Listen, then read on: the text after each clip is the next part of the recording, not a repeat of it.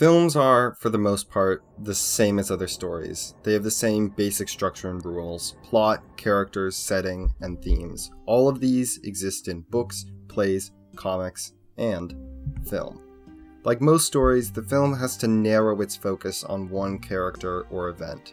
Sometimes the lens is widened and you get epics like Once Upon a Time in America or War and Peace. But these are still, at their core, the same type of story, just larger. This is because of perspective. Stories require perspective to be told, and this perspective is often what limits the story. You can add more perspectives, but there still is a limit. Or is there? Instead of adding more perspectives, what if we choose one omniscient viewpoint? What if we shoot a film from the perspective of God? But what does that mean? In this case, the perspective of God isn't connected with any interpretation of God. It's rather a way to explain a film whose focus isn't tied down to any human viewpoint. It's a way of seeing the world that is different from our own due to its omniscience. Let's break down the idea by looking at some films that do this.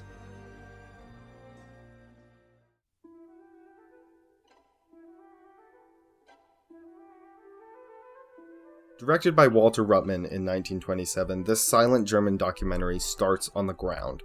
Film equipment wasn't very advanced at this point, which limits the camera, but this film still achieves an omniscient perspective. Berlin is laid out without bias. This documentary has no characters, but shows the lives of hundreds of different German citizens honestly and without judgment. The typing of secretaries and the movement of gears are interchangeable. The opening of warehouse doors and window curtains are the same. Symphony of a Great City manages to show a large city in endless detail.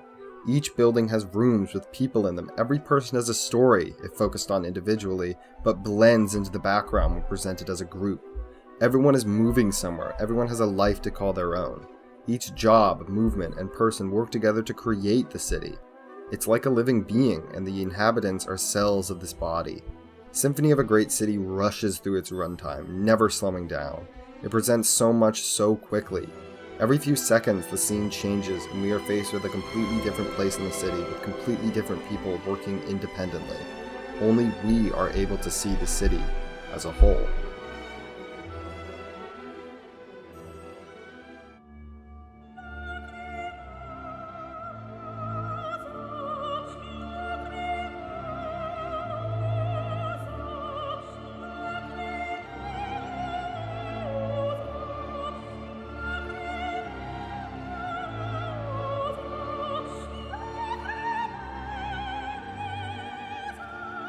The one narrative film I want to talk about is 2011's The Tree of Life, directed by Terrence Malick.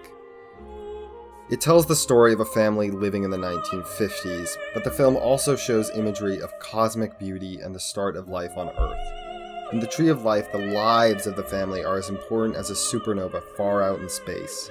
Malick connects the cosmic with the deeply personal. You are able to see the macro and the micro at the same time, the past and the present. The entire world is moving around this family, connecting events not through cause and effect, but by emotional comparison. Rather than show reality as it is, The Tree of Life shows reality as it feels. The unrelated images across space and time are there to visualize the main story. The omniscient camera is invested in the lives of these people and watches them as time and distance all happen at once. You're able to see everything. But in this film, the O'Brien family is what's important.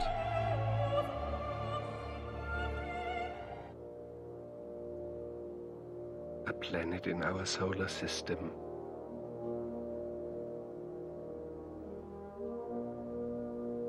White mountain ranges, clouds, the land shrouded in mist.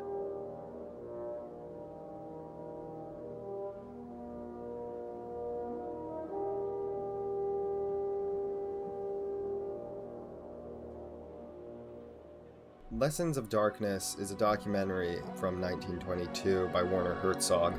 The film is about the decimated oil fields of Kuwait after the Gulf War. If there were ever a perfect cinematic depiction of hell, this would be it. Lessons of Darkness doesn't feel like it was shot in a real place. The flat expanse of nothing is dotted by fountains of fire, and smoke covers the sky above. Herzog himself said, "The film is not a single frame that can be recognized as our planet, and yet we know it must have been shot there." There are no characters. The workers trying to put out the fires are masked and goggled, making them feel more like robots than human beings. The camera watches them from the ground, but also takes to the skies. The film glides above the oil fields like some large bird. Herzog narrates some of the film, but his monologues provide little context for what we are seeing. His narration works toward the thematic and emotional impact of the film. There are a few interviews with victims, but they also lack context and are presented with the victims looking directly into the camera and talking without being asked to. Lessons of Darkness doesn't try and make you feel any sort of way, it merely shows you and lets you decide. The film is divided into sections, with finds from torture chambers being one of the most powerful. Little is said. Herzog doesn't need to tell us anything. We see and we imagine. The omniscient view of the film allows us to feel the endlessness of this destruction. The people, plants, earth, and water blackened by oil. Centering on a person or event would provide information and rob the film of its inhuman and apocalyptic scope.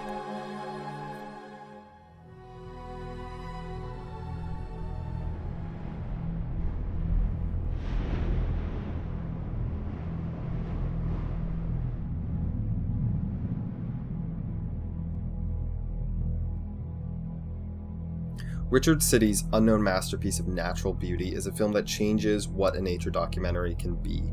It removes the story and stereotypical voiceover and basks in the raw beauty of the wilderness. Along with being a stunningly gorgeous film, Elementa does several things to form its all-seeing perspective.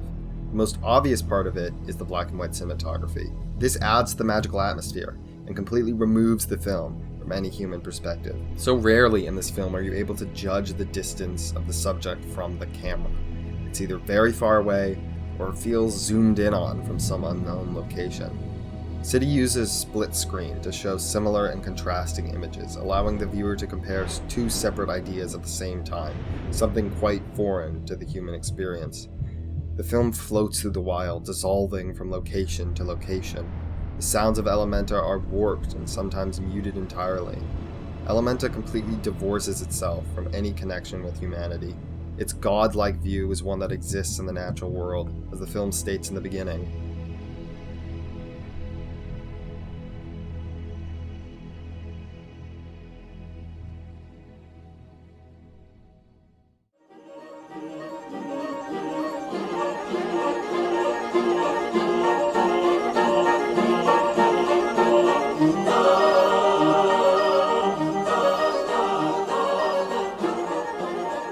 Moving back to the modern world is Godfrey Reggio and Ron Frick's first film. Koyaanisqatsi begins in the desert, in a scene that is very similar to the start of 2001: A Space Odyssey. From there we shift to the modern world and the new speed at which humanity now moves. The city scenes in Koyaanisqatsi are Berlin's Symphony of a Great City, but on steroids. Koyaanisqatsi packs so much in, jumping around the globe in the blink of an eye. The film consists almost entirely of slow motion and time-lapse footage, which gives the camera the ability to manipulate the speed of time and even reverse it. The score ranges from primal chanting to techno music that's as fast as the images on the screen. Humans are never seen as individuals and only exist as a collective. The base of humanity is lost in the modern world. People are more akin to robots than animals. But every now and then we see a glimpse of our primal being. This happens at the end of the film, where the explosion of a rocket is treated the same way as primitive cave paintings. Koyaanisqatsi zooms in on city blocks and individual human faces, but it never loses its deeply inhuman feel. Everything is presented flatly and without judgment or emotion. We are able to see all of humanity laid out and understand how little we have changed. And if that isn't godlike, I don't know what is.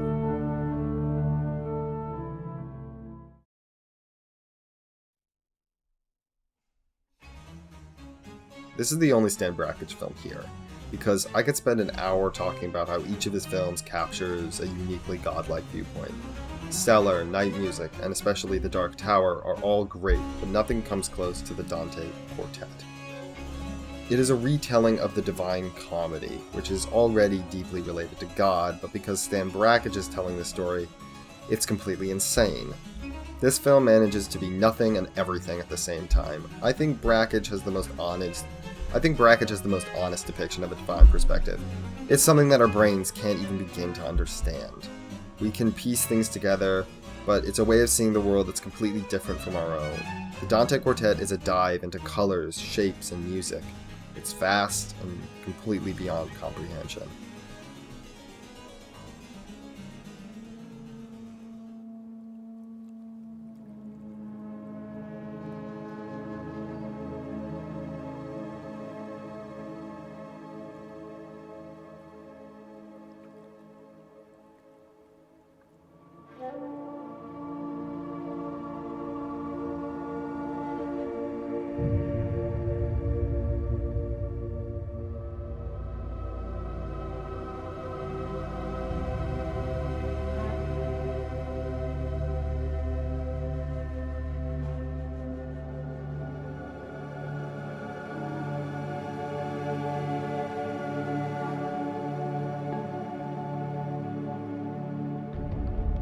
Ron Frick returns with the Chronos trilogy, which capture the entire world better than almost any other piece of media.